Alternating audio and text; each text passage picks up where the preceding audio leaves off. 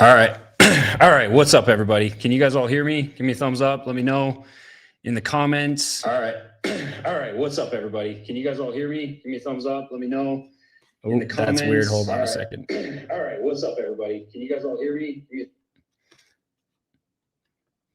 That's funny. My YouTube was playing in the background. All right. Okay. Here we go. Here we go. I wasn't going to do this tonight because, I mean, quite frankly, I've been sick the last couple of days. So also sorry if I sound like death. But when I got this information, I couldn't really like sit on it anymore. I needed to get it out there and put it out there and leave it out there. And so here we go. That being said, guys, please make sure you subscribe to my YouTube right now if you are watching from YouTube. If you're not watching from YouTube, please also subscribe to my YouTube and follow me on X.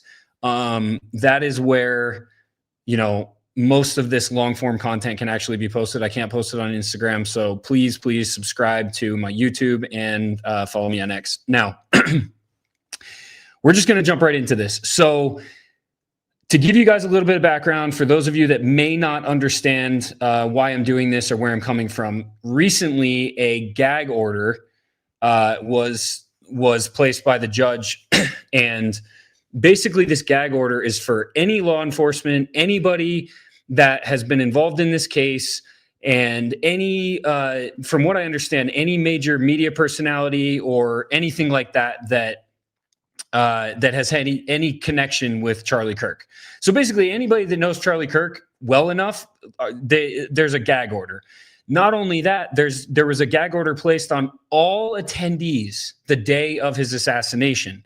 Now, what I've understood since then is that it's basically only for everybody that comes forward or that is brought forward as a potential suspect. So it's not necessarily that they're gagging all 3,000 people. What it more is that they are putting a gag order so that anybody that comes forward or is brought forward again as a suspect or as somebody who is of high interest with the case, they are immediately placed under a gag order. That's from what I understand, that's what's going on. So a little bit of clarification is necessary. And at the end of the day, I want the truth. I don't want to, spread anything that's not true. And so that is the truth of what's going on right now. Now, the reason why I wanted to do this stream is because I've gotten information not only before, and if you guys saw my video on Instagram or my video on X, you probably saw the text messages. I'll pull those up again right now. These text messages are from somebody who I know, my inside source, who is law enforcement, that was there the day of the assassination and was very involved. And to put it bluntly, guys, I knew a lot of the details of what they were telling us, like long before it hit the news. I couldn't say anything, but I knew what weapon they were saying it was. I knew all these things because, quite frankly, my buddy was telling me. So this is a text message though. So back up a little bit. So as I saw this whole thing about the gag order come out, I started to think to myself, wait a second. I remember talking to this person about this specifically like almost a month ago. And so this text message right here, not this one, ignore that. This text message, okay, this was September 27th. And as you can see, my source said, can't talk about this right now. Can't talk about it right now. Admin is on high alert about leaks.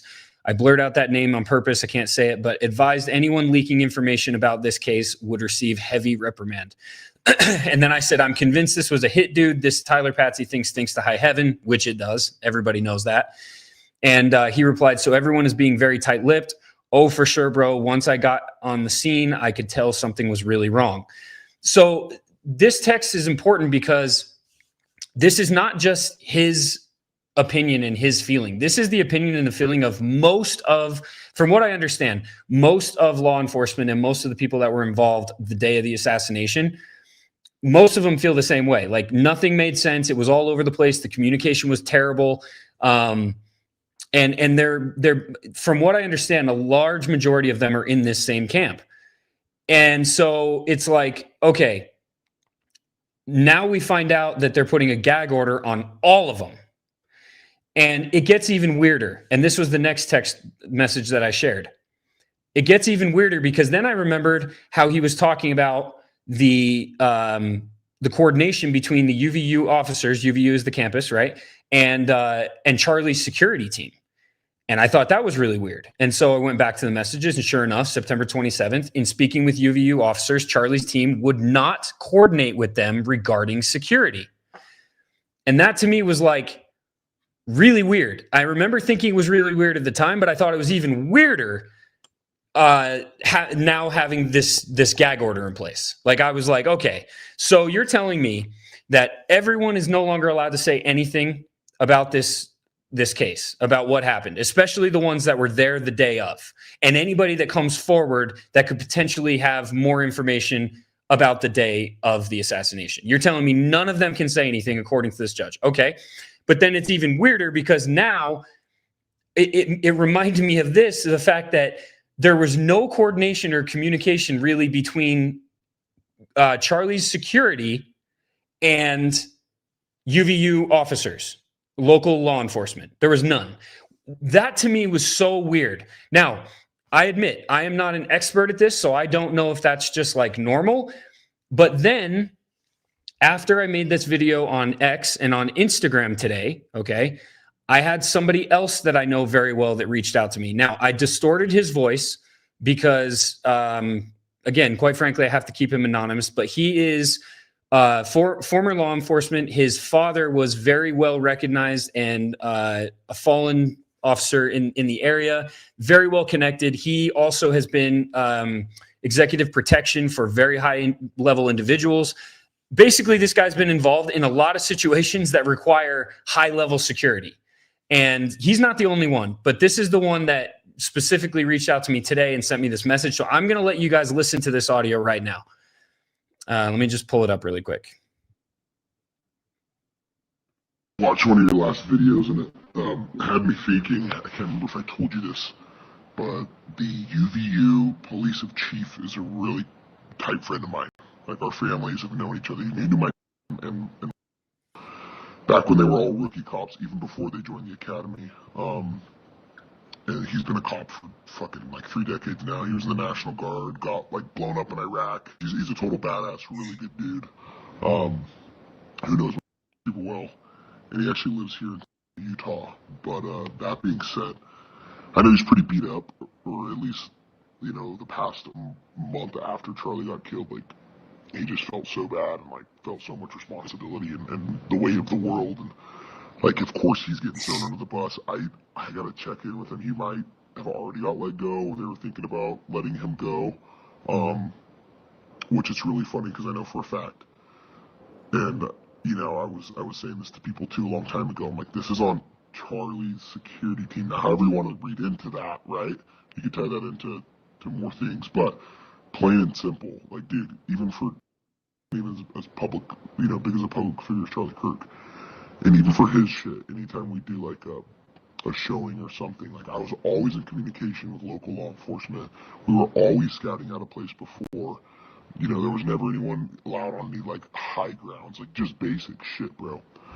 So when I heard like Jeff's beating himself up, you know, I haven't heard back from him, but I tried to reach out to him and be like, bro, this is not your fault at all. Like, it's clear as day that his team didn't reach out to local law enforcement, which is so fucking weird, dude. Any semi-professional team going to that big of an event, and you know, I hear the whole, well, Charlie was all about, like, you know, not having people frisked down or weapon-free zones and just, you know, meeting in public spaces. I get that, but you still want to, like, have prevention from certain things, especially snipers. It just didn't make sense because he has the budget, and what they typically would do is they would call ahead and say, hey, we have this high, you know, this HVT, high value person that's coming into town, who's really famous. Like, could we pay 6 more officers, or get an additional 12 officers, and we'll pay their overtime for 4 hours. Okay, so let me just break it up really quick. So basically what he's been explaining so far, I I know it's a little hard to understand, a little hard to hear, but at the end of the day, I had to distort it. I couldn't put his voice out there. That was the agreement of being able to share this. So it is what it is. But I'll just kind of briefly run you through what he's basically saying. He's basically saying that he is confirming the fact that this police chief is saying that all of the guilt of what happened that day is in fact being placed on local PD. Okay. So, and this is coming from multiple sources. So basically they're blaming local PD, local law enforcement, for this blunder of security of what happened to Charlie Kirk. And that's the first thing. And so this poor guy is dealing with all of this backlash, and to the point where he doesn't even know if he's been let go or not, but he's basically has the weight of the world on him because all the guilt is falling on him. But what my buddy's explaining is he's saying there's zero chance that should be the case. It is not local law enforcement's fault. Number one, because once again, we just connected the fact that there was no coordination between local law enforcement and Charlie's security on purpose. Charlie's security didn't want the coordination. They didn't want them involved. So that's the first thing. The second thing is it's not on them. It's on Charlie's security detail. Again, this is coming from a guy who's done executive protection multiple times for very, very high level people and for a long time. People that you have to keep safe. And so what he is confirming is, like many others, it's on the security detail. It's their fault that this happened. This should not be put on local law enforcement, but it is. And so that's another thing where it's like, why? Why is this not being placed at the feet of Charlie's security detail? Why is this immediately being placed on law enforcement's back? Why is law enforcement taking the hit for this one? Why in the world would that change when every other situation ever, the guilt would fall on the security detail, right? That doesn't really make any sense. Okay, we'll continue here. We can have more security. Typically, any local or county sheriff's office would be like, yeah, of course. Oh, and then, sorry. So then the last thing he's saying right now, what he's explaining right now is that in this situation, from his point of view and from the point of view of many of the people that he knows that are in this same, that have this same responsibility, that have been executive protection or anything, like, you would call and ask for backup. There's just no question about it. You would call and ask for off-duty cops or whatever you could possibly get for a crowd of that size. There was 3,000 people there, and they've already confirmed that there was only 6 cops on duty. There was only 6 officers on duty for 3,000 kids. And so what he's saying is it's insane that apparently they never reached out and asked for more help from local law enforcement. It just doesn't make sense. And so this is one of the biggest holes, right? So let's continue this on. You know, we'll get some guys on OT. Like my friend literally just did that, who got a threat on his family. He's an executive, and he just got 24/7 for 10 days. The sheriff's at his house, like, and he's not a public figure like Charlie Kirk. So none of that was really protocol. So kind of interesting shit. But that being said, right off the fucking bat, and you know, I was talking to you right away when I was listening to dispatch giving me the original description and everything. Right off the bat, dude, it was so evident just how diluted and distorted information was between all the agencies. I'm not trying to just blame his security team, but that's maybe where my mind went. Like, this is on his fucking detail. Like, if that was, I would feel 100% responsible because I didn't do my due diligence. And, you know, like, at least me, like, if I felt unsafe or uneasy about something, I would at least voice it and be like, all right, guys, just putting it out there for the record. Like, there's some vantage points that people can have on us if we don't have enough security, and I don't like that. So that, for me, amongst all the other theories and all the other rabbit holes and the shit that you've been discovering, you're so much more in the loop than I am on this whole thing right now. But There's nothing I can make sense of with the security team. Very fucking weird. Very unprofessional. And you know, just the way they moved, I don't know. It was weird. So the next thing he explained, for those of you that might not be able to hear it super well or whatever, I feel like it was pretty clear. I can hear it, but anyway, he explains that his buddy, and by the way, if you hear the bleep, like I bleep things out and I just kind of like deleted the audio for certain parts.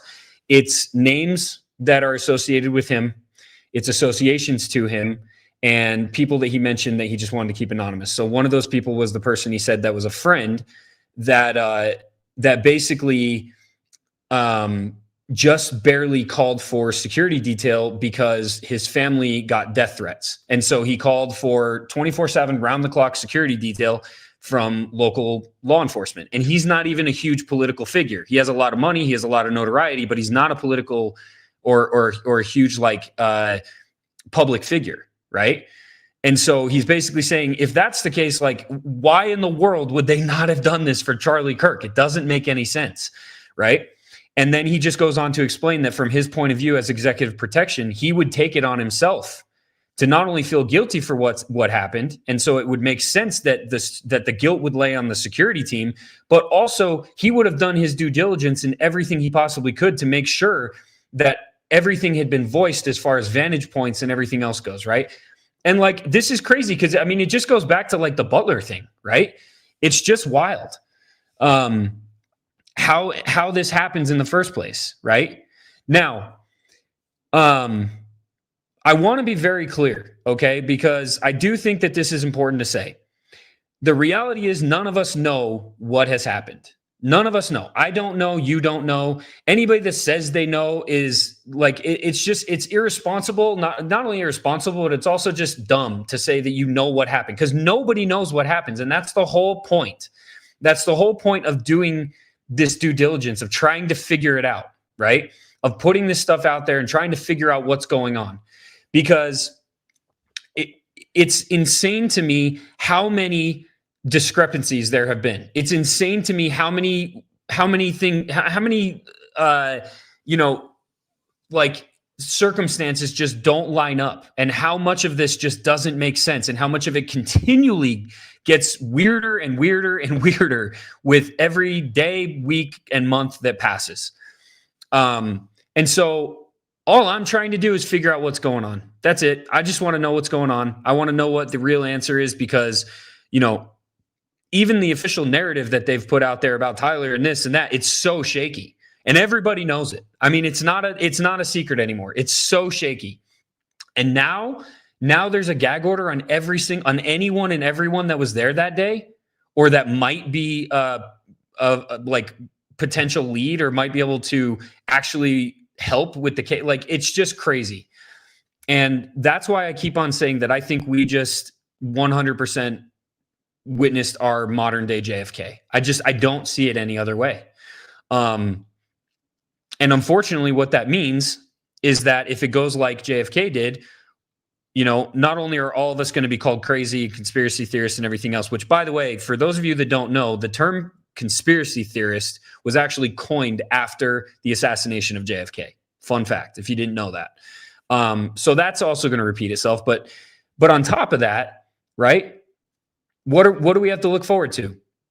Redacted files that we either get heavily redacted or that we don't get for decades, and then finally they're released decades later, but they're still heavily redacted and nothing is actually put out there. Like, it's just crazy how this stuff keeps happening. It's even crazier to be front row seat to it, and to have the insider information, and to know, like, there's something more than that, right? There's something going on.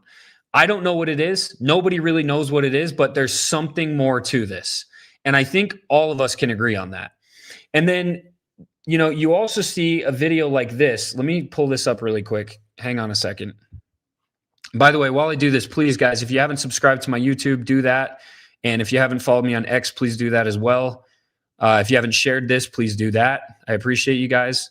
Let me pull up this video, though. I believe this is the one.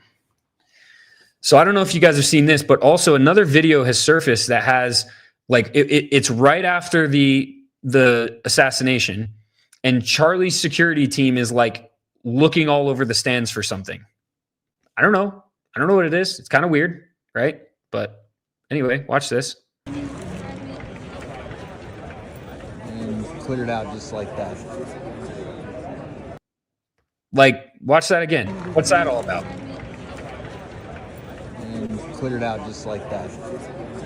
Do you see that? They're all like walking. They're all walking around the area. Look, they seem to be looking for something. What the heck would you be looking for? Right? If the shot came from where they say it came from, why would you be looking in the stands? I mean, hey, sure, it could be anything. I mean, that could be nothing, but I saw that and I was like, what's going on? What are they doing? Right? Why is this happening? You just don't know. It's all about, I mean, I'm just asking the questions, right? The thing that we're definitely not supposed to do, but I'm going to keep doing it. And I got some more. There's this one as well. Let me find this one really quick. Hang on. And this, I think this is the one. Yeah.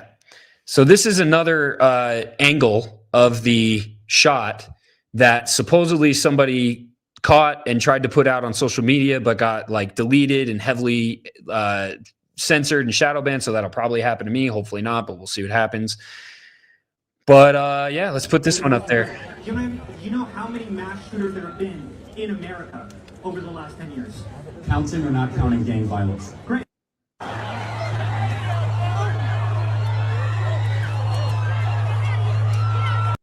So this is an interesting point of view. This one is one I have not seen yet.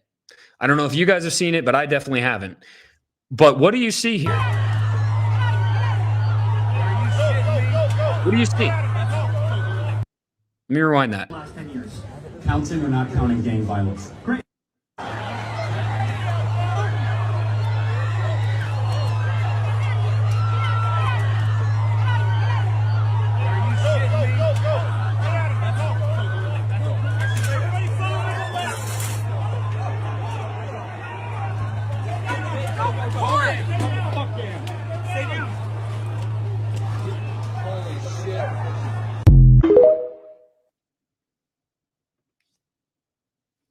I don't know, guys. I don't know. It just looks weird. It feels weird. It doesn't seem like it's everything they're saying it is. But I don't know. You know, I just don't know. Did a guy disappear into a ground hole? I don't think so. I mean, we can watch it again, but I don't think so. I think that has been largely actually debunked. I mean, I think we figured out it's just an electrical box. I'm gonna give you some credit. Let's just see. How many mass shooters there have been in America over the last 10 years? Counting or not counting gang violence? Great.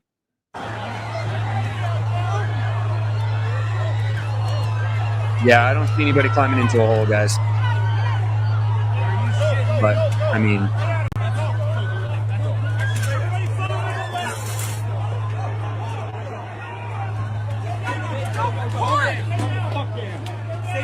Let's go back.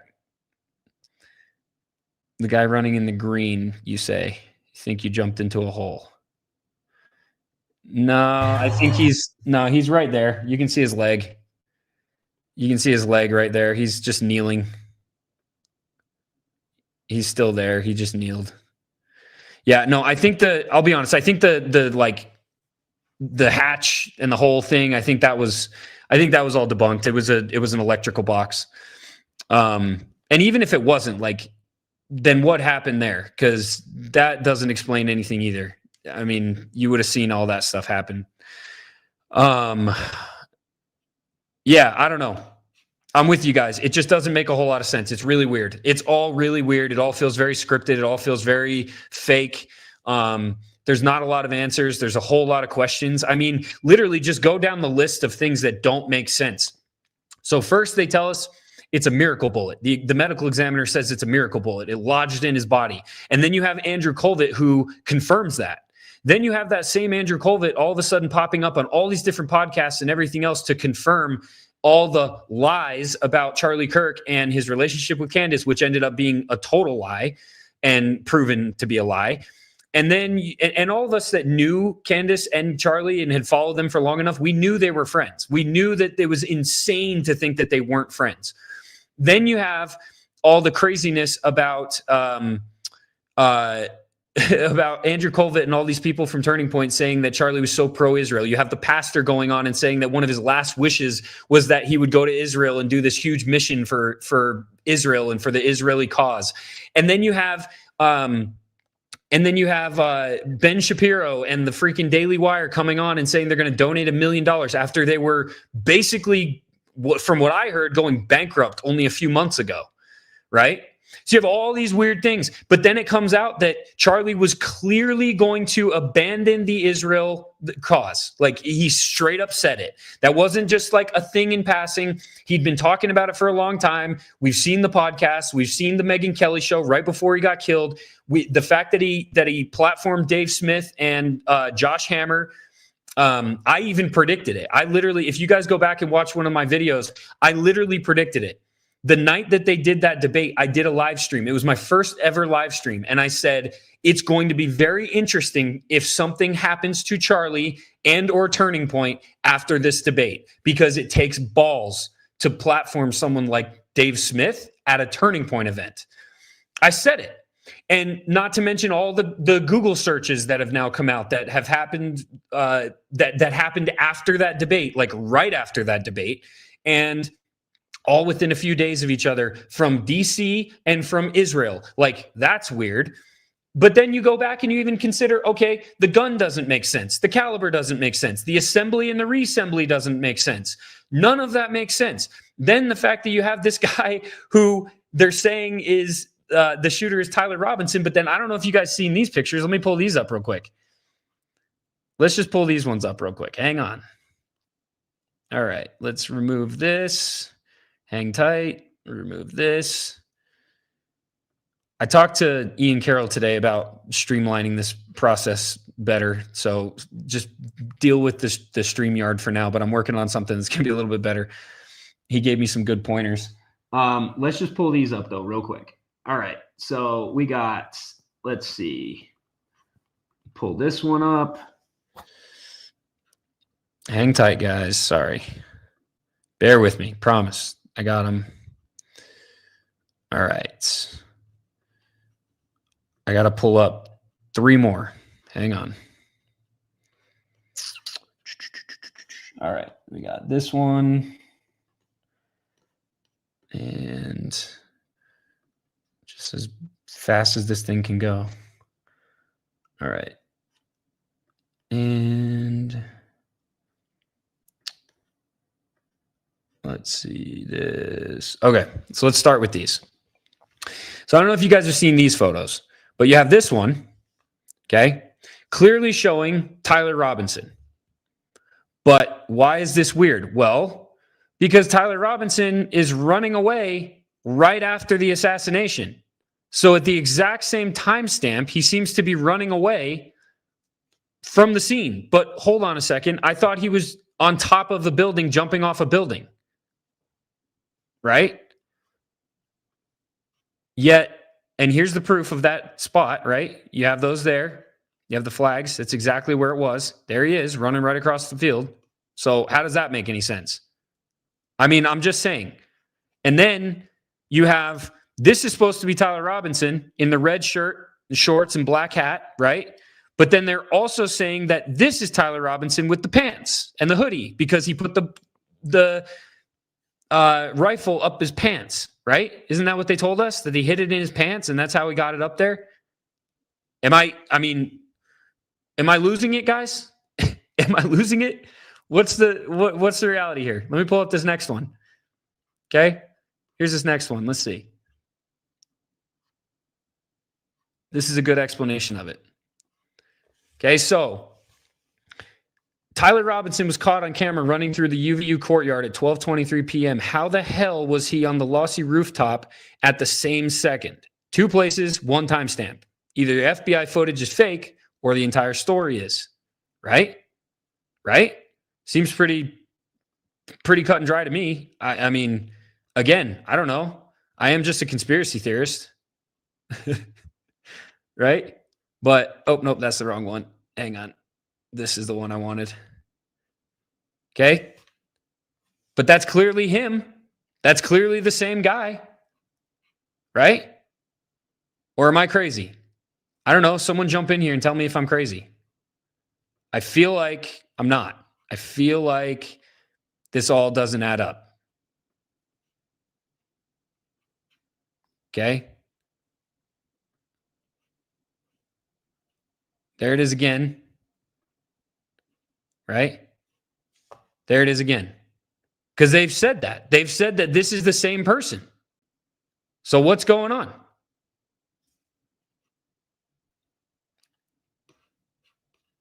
I don't know, man. I don't know. And then we keep on going with all the different discrepancies. What have we already mentioned? What can we still mention? Right? We've talked about the rifle. We've talked about the caliber. We've talked about the mystery bullet. We've talked about medical examiner. We talked about Andrew Kovic confirming it. We talked about all the lies about Israel. Oh, the letter to Bibi, clearly a fabrication, clearly fake. And I even, again, I did another post that my inside source at Turning Point literally confirmed. He said, there is no way that Charlie would speak like that. It wasn't Charlie's voice. Go watch that video if you haven't seen it yet. My insider at Turning Point confirmed it completely. He said, when Charlie spoke, it was very to the point. It was not like him at all. None of that letter it didn't sound anything like him. And then even the letter to my lover from Tyler, right? We confirmed that was AI. We confirmed that was completely AI. It was like some boomer got a hold of AI and said, sick, I think this is going to convince them all. Send it. Like, it's comical at this point. It's honestly comical that they want us to believe the official narrative because none of it makes sense. It would be one thing if like some of it made sense, but none of it makes sense. None of it adds up. None of it is it just, there's so many holes in every single piece of this. And, again, none of us know what happened. None of us know who actually did it, but like all signs point to one specific perpetrator. Just the reality. A whole lot of weird coincidences. And it's like, at what point is there too many coincidences to be a coincidence? Right? So, I don't know. I just, especially with this message that I got from my buddy today and with all the gag orders and everything else, it's insane to me. It's absolutely insane. Yeah, the stuff about Lyman's crazy too. I'm just reading some of your comments now. Let me just read some of these. But yeah, I mean, what do you guys think? I know you're putting some of them in the comments. There's a lot of comments, so I'm trying to get to all of them. But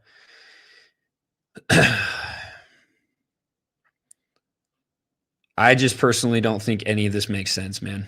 I don't think any of it makes sense. And, and then you have, we didn't even talk about this. And then you have the fact that the largest, most expansive geofencing campaign in modern history, in history in general, on Christian churches and mega churches all across the United States happens to be funded by Turning Point, talked about at Charlie's memorial because that's where they actually captured all the people for the geofencing campaign, right? And then we find that out afterwards, and it's just like that's not a weird coincidence. That's not something that's just, really weird. And it happens all during the exact time that coincidentally the country that's paying for the geofencing campaign is coincidentally needing to Hasbara or explain their horrific actions to the entire world because the entire world is turning against them because of their horrific actions. except for the United States, that seems to be very compromised because we continue to support them. Like, what's that about? Can anyone explain this? Because I can't. I've tried to come up with a reasonable explanation to it, and it just, to me it all points to the same thing. It all points to the same people wanting to silence Charlie Kirk because he was straight up the most influential human being to the two youngest generations, which stand to cause the most damage to this agenda that Israel has when it comes to their conquest for greater Israel and covering up their war crimes. I just can't see it any other way, but I am a conspiracy theorist. So, I mean, I don't know. Right. And then it's clearly like very apparent that a massive propaganda campaign has been launched. Right. We already knew that everything was being paid for. We already know about the $150 million. We already know about the YouTube being bought, Google being bought, TikTok being bought. We know about VPNs being bought, AI companies being bought. We know about all this. And so now we're watching it materialize. We're watching it with influencers, which, by the way, these influencers that are actually getting paid to do this, they're no better than the politicians that we hate. You're just watching the evolution of a politician in real time in modern day. That's what it is, right? These people will take any amount of money. They will take any amount of money to say anything that they're being paid to say, and they don't care about the people that they hurt. They don't care about the consequences that come from it. All they care about is being paid and lining their pockets and having the fame and the notoriety and the name. That's it. That's all these people care about. That is why we should hate politicians to our absolute cores. Okay, they're terrible human beings, and they're not here to serve us. And you're watching the evolution of a politician in real time. Someone like Officer Tatum, he is nothing but an evolving politician. That is exactly what you're watching, and he's going to be that person. Mark my words. That is going to be sitting in DC, making decisions and pushing policies that are completely against what we need and what we want as American citizens. Fact. And then you're watching all of these pastors start to come out, right? All these huge mega church pastors that are starting to come out and say that if you don't love Israel and if you don't support Israel, then you're not Christian. Wrong. Judeo-Christianity is a lie. Period. End of story. Okay? It's a lie. It's a lie that's been made up by Zionists. It came around right around the establishment of the state of the freaking ethno-political state of Israel, and it's a lie. It's a lie that was meant to get the West, specifically the United States, to buy into this idea of Zionism, of Christian Zionism. That in order to that we need to support that country and support what they do, regardless of what consequences it may have, regardless of who it hurts, because that's the Christian thing to do, right? It's a lie. Zionism is a lie. Judeo-Christianity is a lie. Period. End of story. It is a fabricated, made-up lie by Zionists, by people who, quite frankly, don't care about Christians. That's it. And that is a clear, apparent campaign that is happening right now with the influencers, with the pastors, with the organizations, with all these things. With the ads, you're getting ads now about it. Like it's insane. It's insane how prevalent it is. And I'll even say this: there are a lot of influencers that aren't getting paid. I actually don't think they're getting paid. I always see people that are posting, and then you see the comments that are 7K, 7K, 7K. Guys, I'll be honest. I don't think all these influencers are getting paid. I think some of them are just idiots. I think some of them are just so stupid and so easily manipulated because of their desperate need for appreciation and validation. Their desperate need for for the party invites and for the hands that they shake. They are so desperate for that validation that they're willing to say anything and do anything if it gets them in those circles and gets them that validation. So, when you say that influencers are paid off, it's not always paid off by money, guys. It's just not. Okay? Most influencers, I believe, are paid off by things they're paid off by just simply telling them that they're going to get they're going to be an anchor on a news show, right? Or they're going to get the party invites to Mar-a-Lago, or they're going to be able to they're going to have an appearance on this news network, right? Or they're going to get a live stream with this massive personality. They care more about their personal image now than they do about their legacy later. They care more about the notoriety than they do about the truth. To them, they've given up that. To them, they've sold their soul. They have sold their soul for fame. Quite frankly, that's what it is. It's for fame. You know, the Cam Higbees of the world. Why do you think he did what he did in freaking Israel? Well, probably not money. I actually don't think he got paid. But he did get a college campus tour, completely funded. He also got the notoriety on Fox News multiple times. He also got and then he got a seat in the White House press room. He got to shake hands with Trump and Caroline Leavitt, and he's the big man on campus, right? Xavier. I mean, do we even need to go into Xavier? Xavier got I forget what it was. He got the key to the city to something, right? You seen that picture where he's posing with the Israeli flag over top of the American flag, right? He gets the party invites. He wants the party invites, right? He's hanging out with Cardi B and who knows what else, right? The dude is a literal degenerate.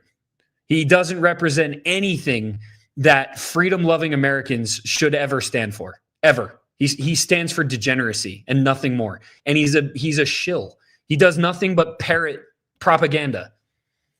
Why? Well, because he gets sponsored by him. He gets those party invites. He gets the notoriety. He feels big. He feels important. I mean, dude, this guy literally hangs his credentials on his wall behind him when he makes videos. Go watch one of his videos. He literally hangs them on his wall. How desperate for attention do you need to be to hang a credential to an event or a party on your wall like it's a trophy?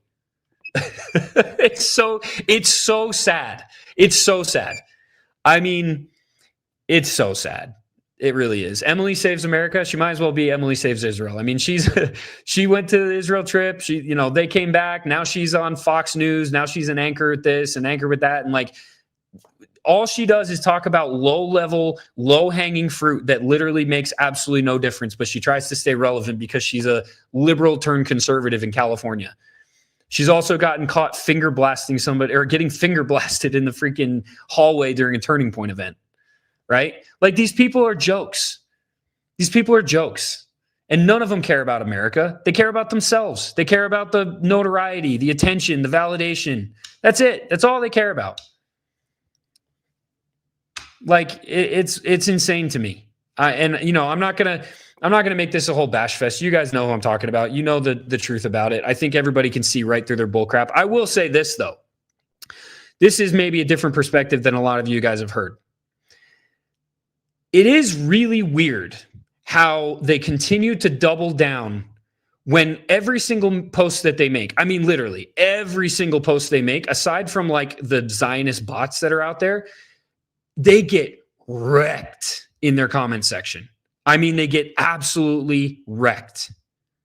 And it's got to be hurting their following and hurting their base. I mean, they have to have droves of people that are unfollowing them. So it doesn't make, like, to me, it's weird.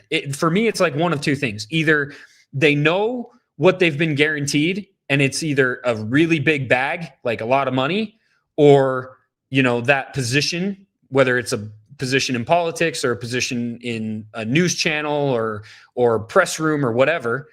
It's either that or, and this is the scary one, and I said this on my ex, or they are actually part of a campaign to bait people into it, to bait people into commenting on their videos, so that later this AI, this mass surveillance AI, which is going to be controlled by it's already controlled, I think, by a very staunch pro-Zionist. When that AI takes over, it will be that much easier to target and censor all of the people that have spoke out about this, and therefore completely silence any and all opposition.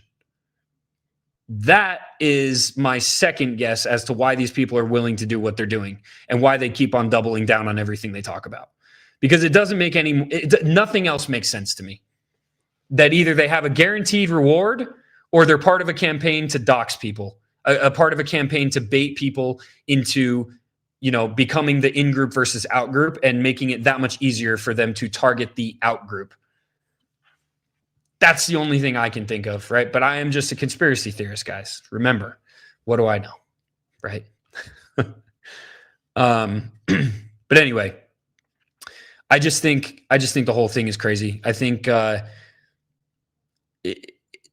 it's crazy that they want us to believe any of this. It's crazy that they want us to believe that this is the official narrative that happened with Charlie, and that we're all just being completely gaslit into it. It's just like the Epstein thing. I mean, guys, we still don't know we still don't have the Epstein files, and it's wild to watch.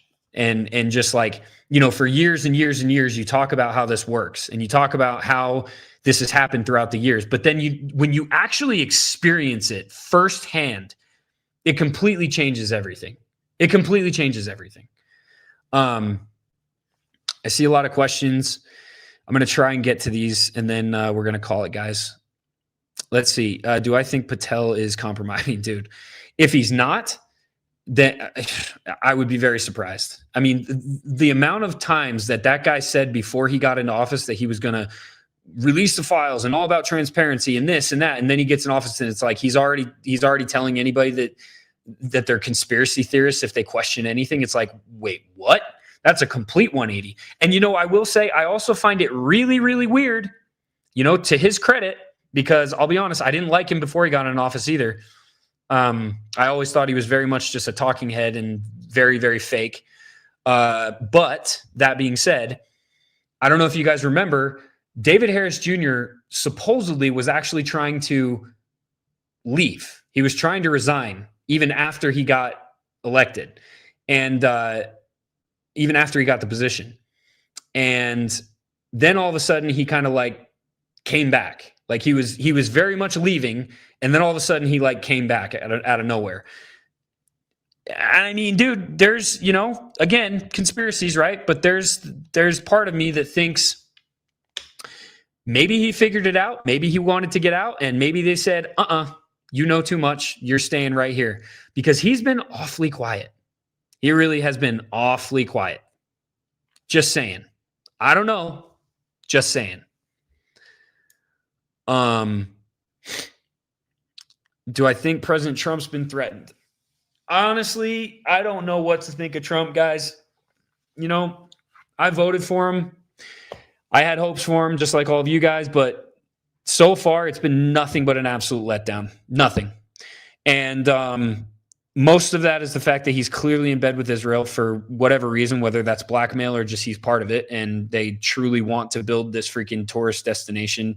What is it called? I forget what it's called. Something Riviera, Gaza Riviera, or I don't know, something stupid like that. They're basically talking about building. I did a whole live stream on this. Basically, they want to build a massive tourist destination on top of the bodies of hundreds of thousands of dead Palestinians. So either that or, like I said, blackmail. I don't know. I honestly don't know. But what I do know is that it is wildly insane to me that he is endorsing Lindsey Graham. Lindsey Graham, who is probably the biggest war hawk of all time. Like, that guy is the worst of the worst when it comes to war hawks. That guy wants to go to war every single day, and all he cares about is the money that comes from it. Like, the biggest war hawk. So the fact that he's endorsing Lindsey Graham while openly attacking Rand Paul and Thomas Massie, that to me is probably the biggest sign. Like, when he started attacking those two and trying to primary Massie over and over and over and over, like, that to me was kind of the straw that broke the camel's back. That to me was like, okay, I no longer trust this guy as far as I can throw him. Like, Thomas Massie is probably one of the only true America First patriots left in Congress. This guy lost his wife. His wife was killed. He has nothing to lose. He lives off the grid. He doesn't take any money from any big PAC, especially APAC. He's outspoken about all of it. He fights to get the Epstein files released. He fights for transparency in the government. He pushes back against massive, massive bills that stand to hurt a lot of us in a lot of ways. Like, this guy actually cares about America in every single way that you can care about America. And Trump's attacking him while endorsing Lindsey Graham and shaking Bibi's hand. I mean, like, to me, it doesn't get much clearer. To me, it's teams, guys. That's one of the things that I kind of look at with this whole situation, this whole new administration. I look at teams and I'm like, okay, I'm either siding with people like Tatum, Xavier, Cam Higbee, Trump, freaking Caroline Leavitt, who else? Ted Cruz, Lindsey Graham. So I'm either siding with these people, okay, or I'm siding with people like Thomas Massey, Rand Paul, Marjorie Taylor Greene, Candace Owens, Ian Carroll, freaking Joe Rogan. I mean, all these people, like, to me, Dave Smith. I mean, the team versus Josh Hammer. Like, the teams are complete. It just, that to me makes a lot of sense. I'm on this team. Which team? I'm on the good team all day. I'm on the team with the Dave Smiths and the Candace Owens and the freaking Thomas Masseys and Marjorie Taylor Greene. I'm on that team all day if it comes down to teams, right? To me, that's the most telling out of all of this. Like, the most. And it wouldn't be so telling if there wasn't actual attacks happening, but there are, right? Like you have Trump and the administration actually attacking these people that have been America First patriots seeking truth and transparency since day one. And then you have all these influencers doing the exact same thing. Like, bro, Officer Tatum going to tell me not to listen to Tucker Carlson? Get bent. Are you kidding me right now? Are you kidding me? I think I just did the David Harris Jr. quote and I didn't even realize it. But for real, like, for me, it's teams. So do I trust Trump? No, absolutely not. Nope, sure don't. I trust the people that are actually standing up for us. And I trust the people that are being shamed and are being hated and are being, labeled. I mean, dude, it's no different than COVID. This is no different than COVID or BLM or any of these other things. It's the same damn playbook. Anybody and everybody that speaks out about this is given labels, is shamed, is mocked, and is treated as dangerous. Think about it. And that's what blows my freaking mind when some of these other influencers that for so long were so on point with calling out the bullcrap, with being able to see through the lies and see through the propaganda and the manipulation. Like, they were so on point, but now they're completely and totally manipulated mentally, emotionally, psychologically, in every single way. And they are doing the exact same thing that was done to them for years to the people that are speaking out about this stuff. They're attacking Tucker. They're attacking Candace. They're attacking all of the people that are clearly not any of the labels that people are saying they are. It's so easy. It's such low-hanging fruit to say anybody that disagrees with me is blank. And it's so obvious too. But, we're dealing with people that, I mean, a lot of these people, even though they did catch on to the bullcrap, like, we're talking about influencers, right, that were outspoken during COVID and they were quick to see through the bullcrap. But guess what? These were also the people that sold masks on their websites. Like, these are people that talked out about COVID and they talked about how it was so tyrannical and they talked about how it was wrong and they talked about resisting and blah, blah, blah. And then you'd run into them on an airplane wearing a mask that they made and are selling. Make it make sense. I got kicked off of planes. More planes than I can possibly tell you. Because I refused to do it. The only time I did it was through TSA. This is the only time. Just because I had to make it through that freaking stupid TSA thing. But once I got on that plane, not happening. I either got kicked off or I met a really, really cool flight attendant. And there were some really cool ones. There were also some not really cool ones. But seriously, think about it, right? Think about the people that are speaking out about this right now that are pro-Zionists. They are the same people that during COVID called out all the tyrannical actions being taken and all of the lies and all of the conspiracies, but they were selling masks on their websites. And I can prove it.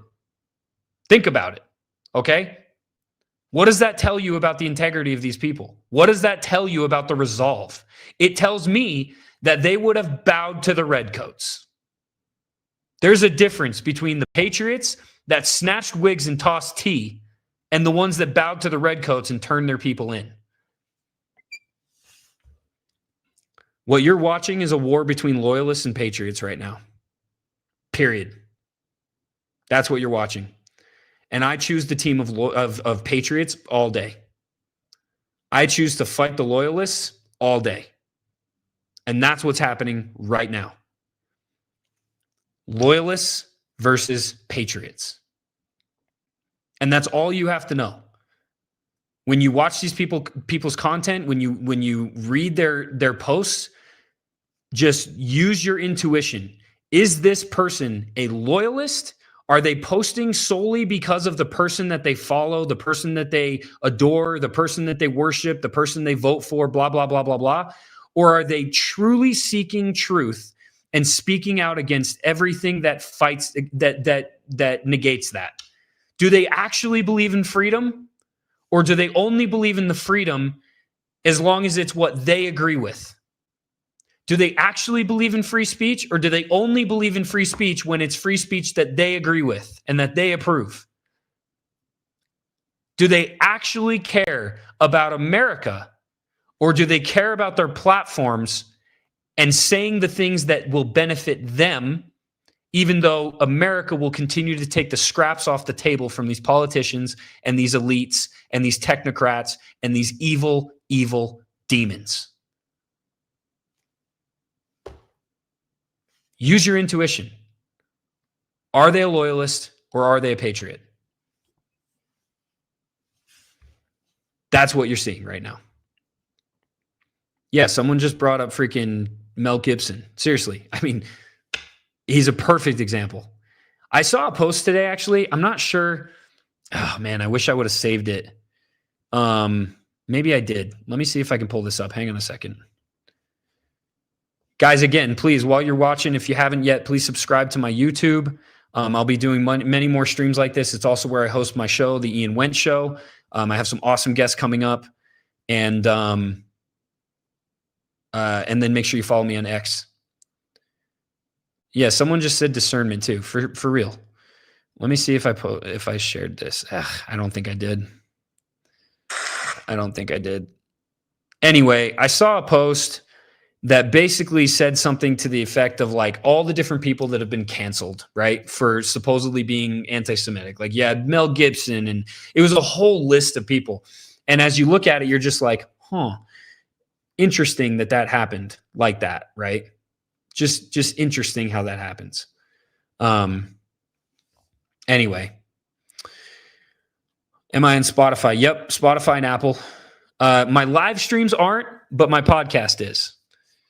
For sure. All right, let me open it up real quick. Let me open it up to a quick Q&A, and then I'm going to call it. We're going to go about 15, like hour 15, and then I'm going to call it.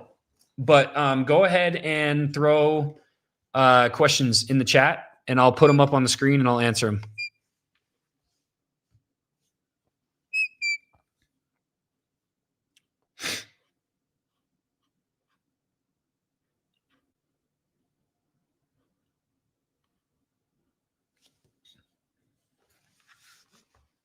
Yeah, of course. That's all anti-Semitism is. That's all racist is. It's all these labels. It's all the labels are all the same. Like, they're all the same. They mean nothing. They mean absolutely nothing. Thank you, guys. I really appreciate you. I appreciate everything. All right, I'll answer this one. What do I think about Erica? This one's an interesting one. I've been very outspoken from the beginning about her. I even went as far as saying that I felt like her reaction was very weird, and I made a comment that went super viral. I basically said that, if I were to die, I would hope my wife would take longer than a few days to start working on my business. A lot of people got pissed off about that. Listen, it's just my thoughts. One thing you can guarantee about me is you'll never know what I'm not. You'll never not know what I'm thinking. Like, I am very much an open book. And I think that's why a lot of people gravitate towards me and my content. But that being said, I will say that it is still very weird the way things have gone down with her. The reaction, just the whole situation. And I'll be honest, I think it's one of two things. I really do. I think, well, let's say it's one of three things. I think the first thing is she is truly afraid and being, gagged, and not being able to, and just basically having to puppet and do what she's told. I think the other thing is, I don't think that one's very likely, by the way, but I think the other thing is she is potentially a plant. I mean, there's a lot of weird things about her past that are being dug up. I mean, the fact that both her parents were connected to the DOD, and the fact that she got caught in a lie about moving to Arizona and why she moved there. I mean, at one point she said they moved there because of a job opportunity, but then it turns out to be that they moved there because of her mom's connection to the DOD and it being a better place for whatever reason.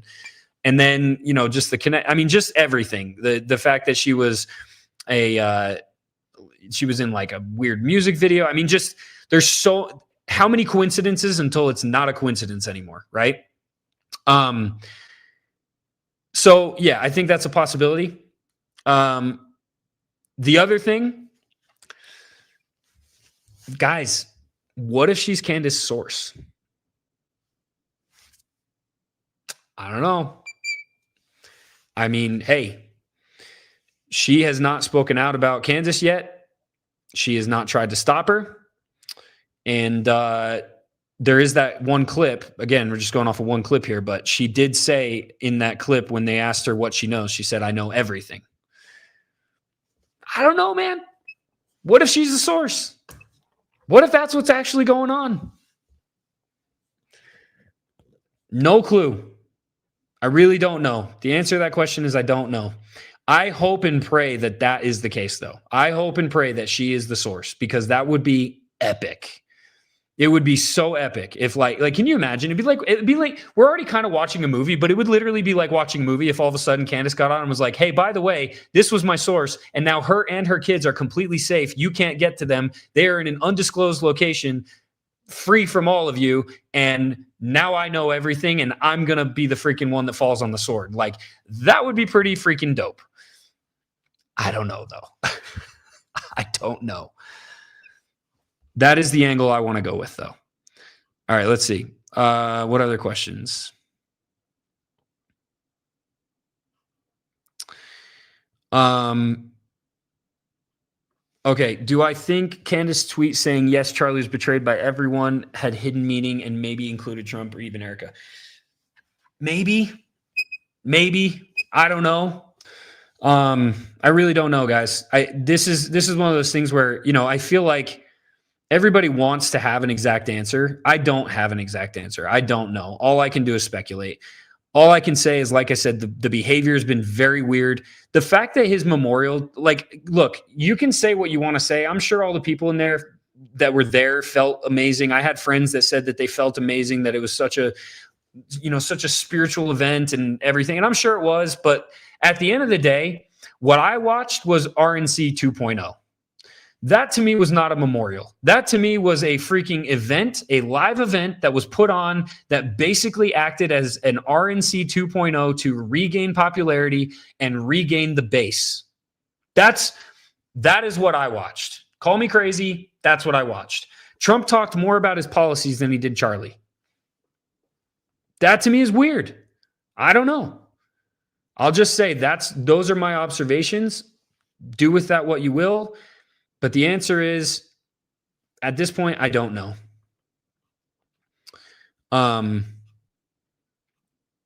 Let's see. What other questions you got?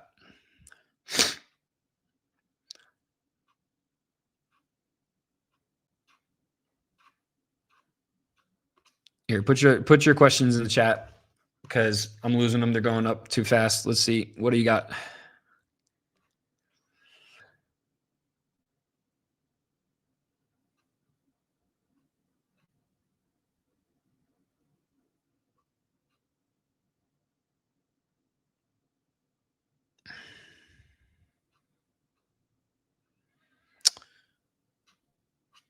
Okay, let's see. Yeah, I mean, that's what I'm saying. The Republic, like having Marco speak and like, yeah, it's just weird, man.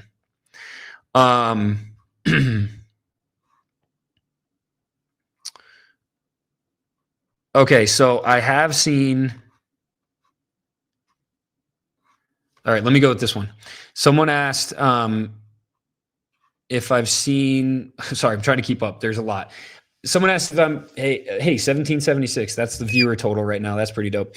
Anyway, says, have you seen the videos that show none of the security team had blood on their hands, so no one tried to put pressure on the. I'm assuming you were trying to say wound. And yes, that is another thing that is super weird because either none of those people had like life-saving experience in life-saving technique, like I mean, or procedure, like it doesn't make sense. Again, another thing, it just doesn't make sense. All of those people should be trained in that, right? Some of them, if I'm not mistaken, some of them were actually security detail for Trump himself, and Bibi, and some Israeli. I don't know.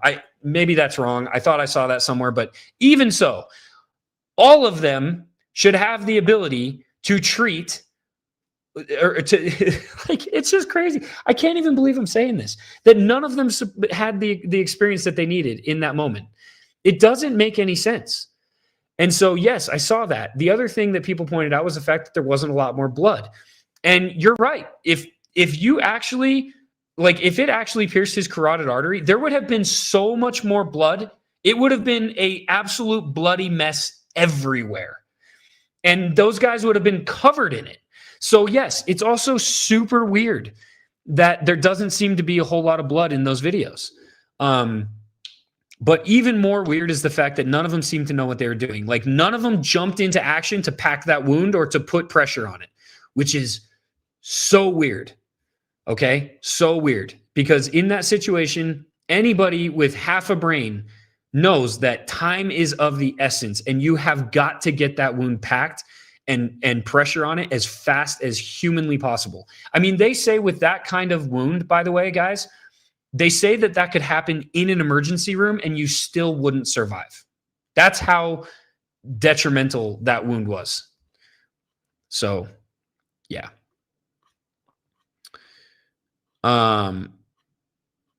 Okay, I can answer this one for sure. No. I don't think it was a hologram.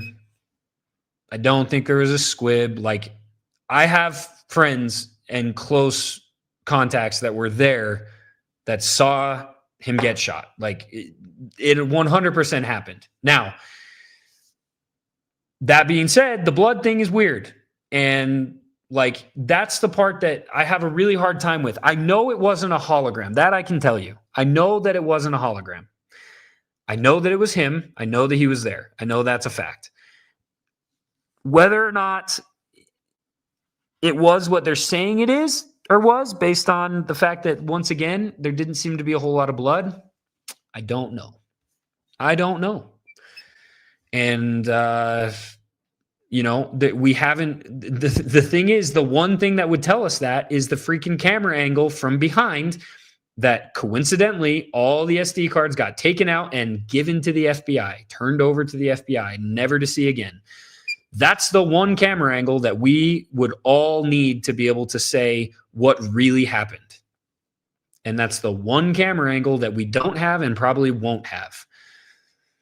So, yeah.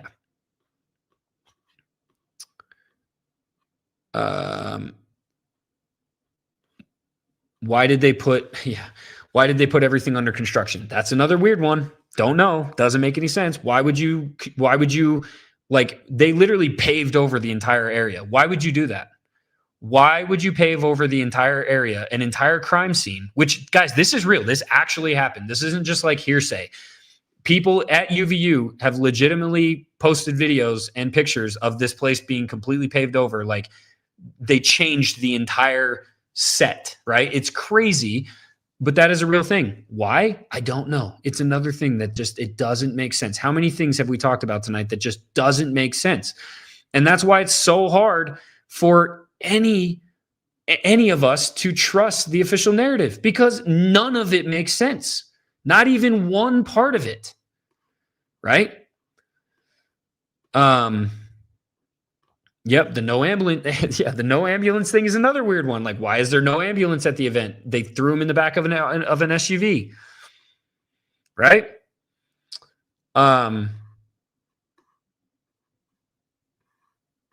Let's see what else. I have not seen. Oh, Baron Coleman streams about Google Trends. Yes, I posted about the Google Trends. That is another thing that is very, very strange. The fact that someone was searching for those things. Someone was searching for the medical examiner, the exact hospital, and all the surgeons from that hospital, like 2 months prior to this, from DC and Israel specifically. Very strange. Let's see.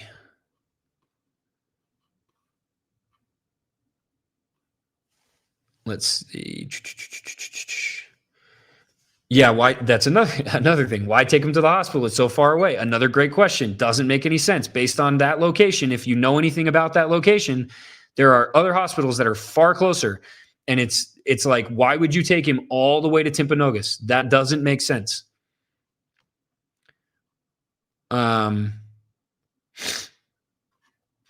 Let's see. What's the other one?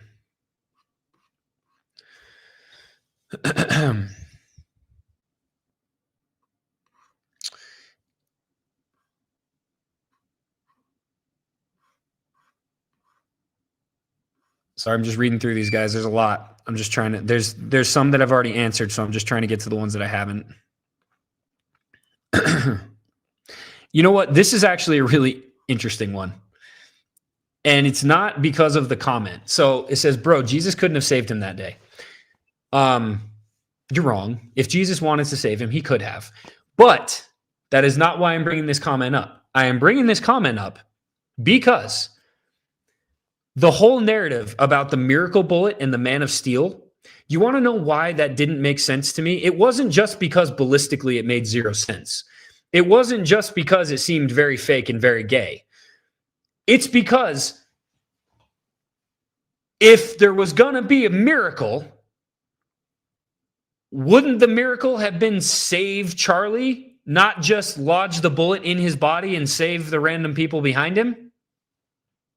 Like, I mean, hey, I'm not here to say, what the miracle should be or not be. Like, I'm not trying to play God or anything, but like in my mind, I'm like, okay, if there was a miracle, it would have been Charlie survives, not the bullet lodged in his body and didn't kill the people behind him.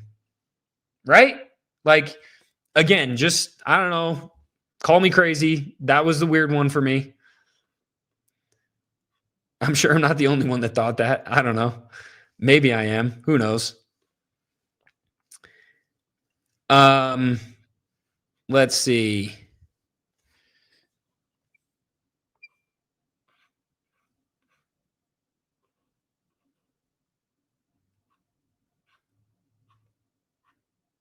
All right. What do you think about the gag order on 3K people? That is what this stream has been about. So if you want to know, go back and watch it. That's literally what I talked about this entire time. All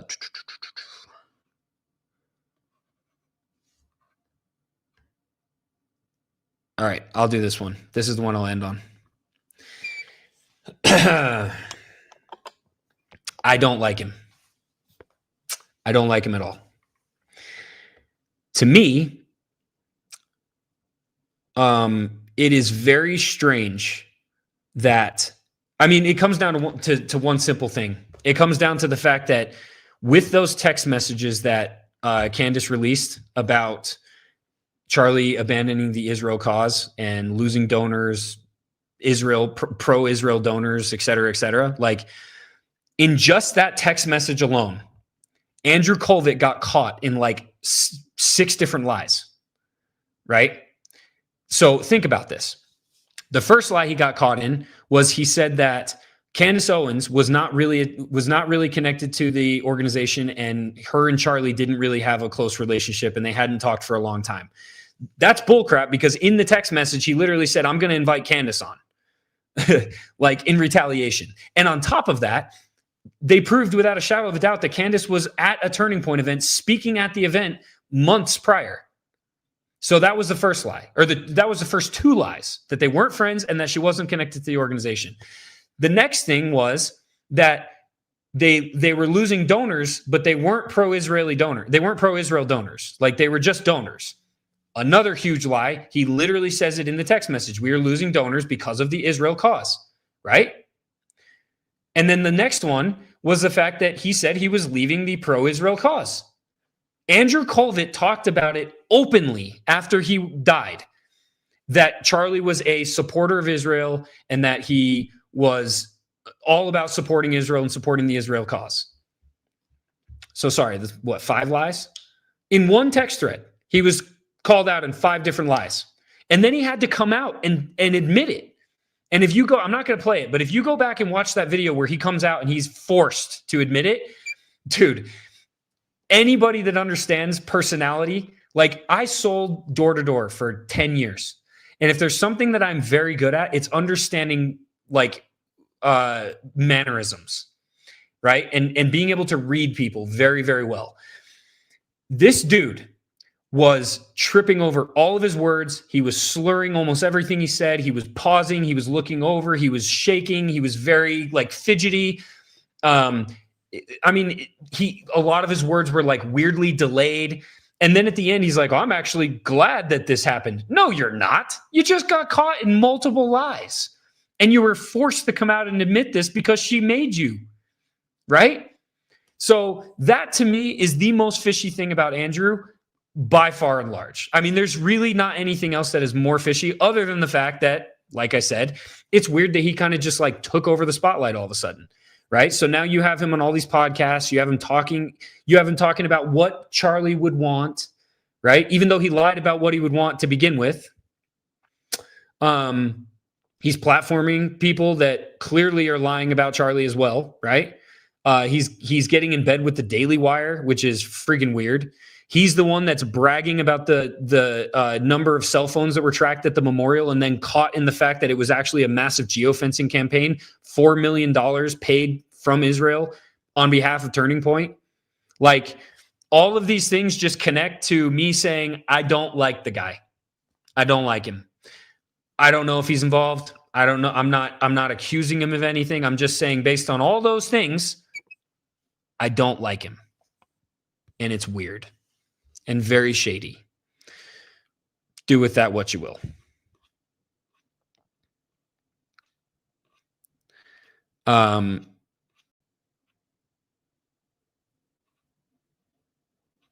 Okay.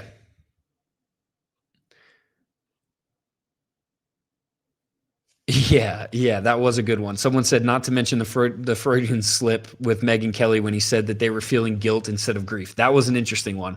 Not many people caught that one, but that one was very interesting. Yeah. So anyway, I just think it's all really weird. Long story short, guys, like it all just doesn't add up. It doesn't make any sense. And now with these gag orders, it makes it even more suspicious. I mean, it's like I said in my video, if you want to make people not think that there's something more going on, or not think that it's some crazy conspiracy, or not think that there's, nefarious things happening, don't gag every single person that was there and that could potentially be an asset to figuring out what actually happened. I mean, I think that's pretty simple. I don't know. that to me is kind of a given, right? But you know, I am no expert by any means.